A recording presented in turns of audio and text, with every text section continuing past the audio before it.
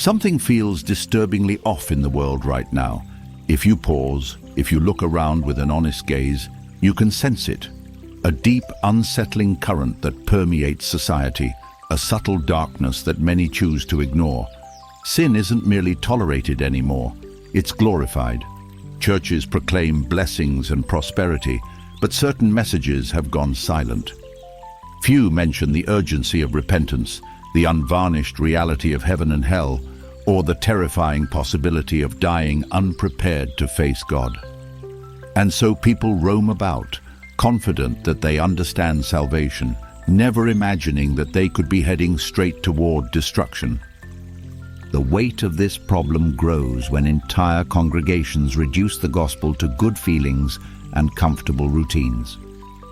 For decades now, warnings about eternal judgment have felt too harsh for modern ears.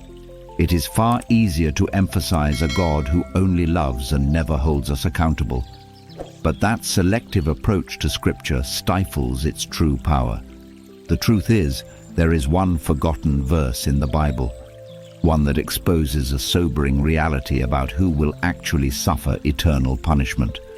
Although it stings our pride, it reveals a list that might include certain good people, even religious people, who never suspected they were on a path to ruin. The biggest tragedy here is that many believe they are safe. They listen to comforting messages and accept the version of faith that demands almost nothing of them. Yet Jesus himself warned that on the final day of judgment, countless individuals will stand before him claiming to know him, only to hear the most dreadful words ever spoken. "I never knew you. Depart from me." Let that sink in. This is not a gentle cosmic scolding. It is eternal banishment. And it will happen to people who went to church, who professed some sort of belief, but who were never truly transformed by the power of Christ. Certain corners of the Christian world, whispers about a concealed or neglected passage of Scripture, one that clarifies exactly which types of people end up lost. It's found in Revelation 21:8, describing how murderers, the vile, the sexually immoral and liars will be cast into the lake of fire. Yet frighteningly, the list begins with the cowardly and the unbelieving. Why is that so crucial? Because many assume that only blatant criminals and monsters deserve such a fate. But the Bible says the first on the list are cowards, those who, for fear of conflict or criticism, fail to stand for truth. They are the people who prioritize their comfort over living a life devoted to God's commands. In an era where we are told to live and let live, to avoid offending anyone at all costs, this revelation is jarring. It means that God holds us accountable not just for evil acts, but also for the silence that lets evil flourish. What if your faith, if my faith, demands you speak out, yet you remain silent? What if your desire to avoid trouble becomes the very thing that chains you to eternal ruin? This is the uncomfortable question that Revelation 21:8 forces us to confront, but there's more. The verse mentions the unbelieving, which isn't only referring to atheists. It can also apply to those who claim the name of Christian but live with no genuine faith, turning the gospel into a cultural accessory rather than a life-altering reality. They go through the motions, church attendance, occasional prayers, Christian music on Sunday, yet their hearts remain untouched by holiness. This verse shines a painfully bright light on the illusions of false security. Wondering why this particular verse seems missing from so many sermons. After all, the book of Revelation isn't exactly obscure. The uncomfortable answer is that it just doesn't align with the feel-good gospel that many prefer. We live in a generation that exalts personal freedom, self-expression, and immediate satisfaction. People want the kind of spiritual teaching that affirms them unconditionally, that never confronts their lifestyles or demands repentance. So it's much more convenient to omit those texts that speak of judgment or call for moral courage. Preachers face a dilemma. Should they uphold the fullness of Scripture, or should they soften the edges so that congregations stay comfortable? Compromise is tempting, especially if it means larger attendance or more donations. But let me ask you, is it truly compassionate to hide a diagnosis just because it might upset the patient? If we believe Scripture is real, if we believe eternity is real, then there can be no greater cruelty than to withhold the truth. And this is exactly why that dangerous verse remains so terrifying to the powers of darkness. The enemy thrives on people never realizing they might be on the wide road to destruction. He wants you convinced that as long as you occasionally mention God, you're safe. But the scripture that clarifies who ends up lost is like a trumpet call in the night, a divine alarm that shatters complacency. Suddenly you can't just assume you're fine. Suddenly you must examine your heart and see if genuine transformation has taken place. The question, if so many people believe they are saved, yet might not be, what is actual salvation? Jesus gave a sobering illustration in Matthew 7:23, when he said that many would claim to have done miracles in his name, but still be rejected. The conclusion is simple yet profound. Authentic faith is evidenced by ongoing obedience, repentance, and a heartfelt alignment with God's will. Some people reduce faith to a quick salvation prayer or membership in a church, but the biblical portrayal is much deeper. True faith creates a transformation that cannot be faked long-term. It's not about flawless perfection, everyone battles sin, but about a heart posture that hates sin and loves righteousness. If someone's life shows no spiritual fruit, no inner renewal, then they have reason to question whether they genuinely know Christ. Yet there is hope in that warning. Jesus doesn't desire to cast us away. In fact, his message was always repent, for the kingdom of heaven is near. Repentance is our lifeline, our daily turning from sin and pressing toward God. This is the message missing from so many pulpits, that the Christian life requires a putting to death of the old self. The best news is that God's grace meets us every step of the way. Truly electrifying reality. If you heed the warnings of Scripture, you can actually experience a profound spiritual awakening, one that reshapes how you see the world. When you know you've been drifting, when your conscience tells you that your faith has been lukewarm, you stand on the verge of a life-altering surrender. Imagine a new chapter in your spiritual walk, free from the superficial trappings of religious activity, ablaze with real love for God and a hunger for His Word. But there is a dilemma in modern spirituality.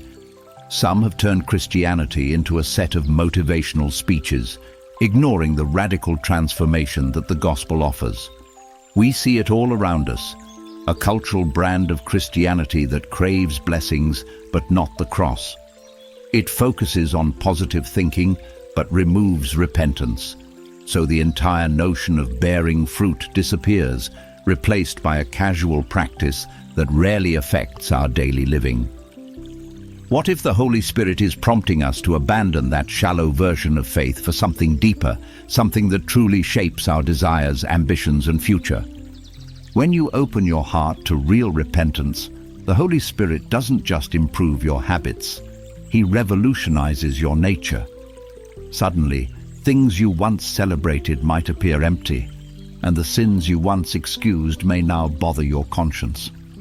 Conversely, spiritual disciplines, prayer, time in Scripture, acts of service, become life-giving privileges rather than burdens. This internal renovation is what Jesus meant by being born again. Theo dares to highlight such uncomfortable truths. Let's be honest. It's far easier to talk about blessings and avoid any mention of hell, judgment, or a verse that spells out the fate of the cowardly and the unbelieving. But genuine love demands honesty. Imagine seeing a friend standing on thin ice yet refusing to say anything for fear of ruining their day. True love warns, even if the warning is unwelcome. So as you watch or listen to this message, take an honest look at your own spiritual life. Ask yourself if there's real fruit, real transformation, or if you've been skating by on superficial religion. Perhaps you've sensed something off for a while, but you didn't want to rock the boat. Let this be your moment to get real with God, to kneel before Him and say, "Cleanse me of any self-deception. Show me the areas where I've been proud or stubborn. Fill me with a fresh outpouring of your Spirit." Because here's the miraculous truth. The same God who warns of judgment is the God who extends mercy. The same Jesus who speaks of a narrow way also says, "Come to me, all who are weary, and I will give you rest." These two sides of the gospel, justice and grace, are not at odds. They converge at the cross, where Jesus took upon himself the penalty we deserve so that we might walk in freedom. This is the essence of salvation. Another fascinating layer to this theme: the hidden or apocryphal texts, such as the so-called Gospel of Thomas.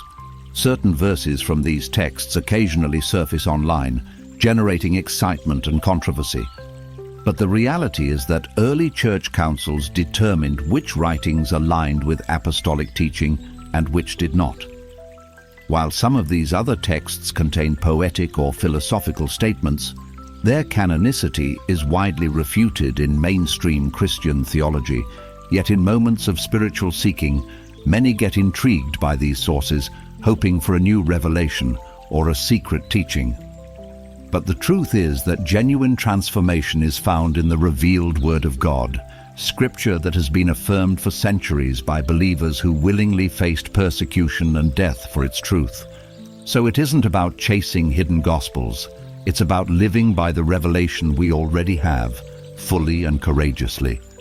The bigger question is, are we applying the Scripture we know? Are we letting it convict us of complacency? Are we letting it shape how we treat others, how we handle money, how we speak, and how we stand up for justice and truth? This is where Revelation 21:8 becomes relevant once again, because it demands a response.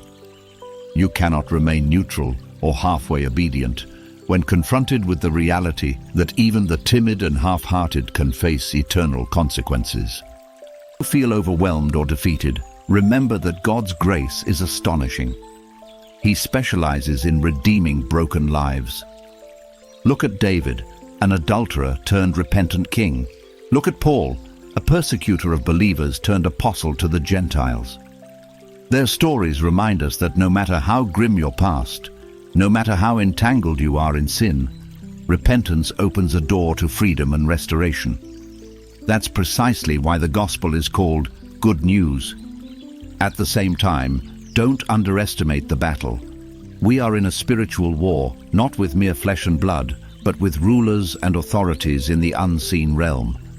If you have been sleepwalking through life, content with a watered-down faith, the adversary won't bother you because you pose no threat. But the moment you take a stand, the moment you declare your home a place dedicated to the Lord, the enemy wages war. This is why the New Testament repeatedly encourages believers to put on the full armor of God. The Christian walk isn't a gentle stroll on a sunny day. It's a trek through contested territory, with forces of darkness eager to draw you away. How do you fight back? By declaring Scripture aloud, by immersing yourself in biblical truths, by holding fast to your testimony, and by refusing to live in fear. There is explosive power when a believer speaks God's promises, reminding the powers of darkness that they have no legal claim over your life. If you're still bound by fear or wrestling with spiritual attacks, ask the Holy Spirit to fill you with boldness. Embrace the supernatural authority given through the name of Jesus. Darkness cannot coexist with the light of God's Word. Seeking a deeper spiritual encounter, remember that the work of the Holy Spirit is the key to an authentically transformed life. Many individuals remain spiritually stagnant because they try to be holy or courageous by their own strength. Yet the Holy Spirit is not merely a symbolic concept. He is a living, divine presence who equips you to do more than you could ever do alone. This includes granting discernment, helping you see beyond cultural deceptions, and giving you the fortitude to stand for truth when it's inconvenient. When the Holy Spirit fills you, prayer changes from a mechanical exercise into a vibrant conversation. Worship stops being routine and becomes an intimate experience of God's presence. Scripture reading turns into direct nourishment for your soul, with passages leaping off the page and speaking into your current situation. This vital, life-altering relationship with the Spirit is what guards you against a hollow, powerless version of Christianity. If you find yourself hungry for that kind of tangible faith, then now is the time to seek God earnestly. Turn off the distractions, close your door, and pray. Spirit of the living God, flood my heart, expose my hidden sins, and empower me to live wholeheartedly for Jesus. Expect Him to move, because Scripture promises that if we draw near to God, He will draw near to us. Together with a plea for action. If you've watched this far, or listened this far, you've already taken a step toward awakening. Maybe you're sensing a conviction, a tug on your conscience. Don't run from that feeling. Don't shrug it off as overly dramatic or too intense. The stakes are higher than you can imagine. Eternity isn't a myth, it's the ultimate reality. You have a choice: remain in complacency or surrender to God's calling. Let repentance become your daily posture. Let your heart break for what breaks His. Ask the tough questions. Are you a silent bystander when you should be standing for truth? Are you merely professing belief, or is your life truly surrendered to Christ? And if you need to make things right with God, do it now. Confess your sins, open your Bible, and invite the Holy Spirit to revolutionize your heart. In a world that celebrates vanity, self-centeredness, and immediate gratification, a genuine turn toward God stands out like a blazing fire on a dark night. It compels others to pay attention. It compels them to ask what changed in you. This is your chance to not only secure your own salvation, but also to shine as a light in a society stumbling through the gloom. Let the knowledge of God's truth propel you to a radical new level of commitment. That's how revival starts, one awakened soul at a time. If this message resonates with you, don't keep it to yourself. Share it with someone who needs a spiritual wake-up call. Leave a comment declaring your decision to fully surrender your life to Jesus. And above all, open your heart to the only truth that has the power to tear down strongholds and change destinies. The lake of fire was never God's plan for you. Eternal separation was never His design. Choose life, choose transformation, and discover what it truly means to live free from deception. Let this be the day you move from lukewarm religion to a living, burning faith that overcomes every lie of the enemy.